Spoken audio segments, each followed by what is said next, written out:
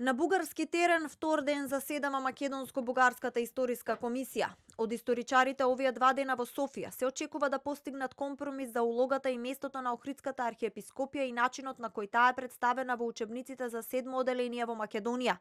Темата која се отвори во Скопје во ноември минатата година се затвори без договор. Оваа нова рунда разговори се одржуваат во атмосфера на тензии меѓу Скопје и Софија, а последните пораки од македонскиот тим беа дека нарушените релации влијаат и на работата на историчарите. Остри пораки кон Македонија овој период, а бугарските политичари најавуваат и интензивирање на реториката.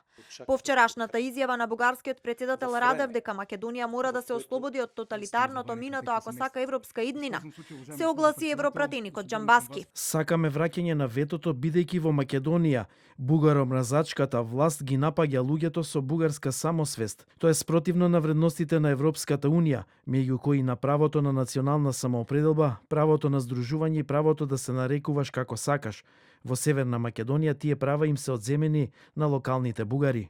За подобрување на релациите во следниот период нема оптимизам ниту меѓу експертите. Во пресрет на бугарските избори велат. Веројатно дел од овие партии кои што се прилично екстремни во однос на нашето прашање ќе бидат одлучувачки за коалициите, иако може би да дел од партиите кои што би дошле кои што би освоиле мнозинство од власта би биле порелаксирани, но секако дека ќе има некоја коалиција, барем од она што како што изгледа сега, во кое што ова прашање нема да може да биде занемарено. Минатата 2022 имаше интензивирање на работата на историчарите како резултат на новиот ентузијазам во билатералните односи меѓу двете земји по изборот на новата влада во Софија предводена од Кирил Петков, која блесна брзо на бугарската политичка сцена и исто толку брзо згасна.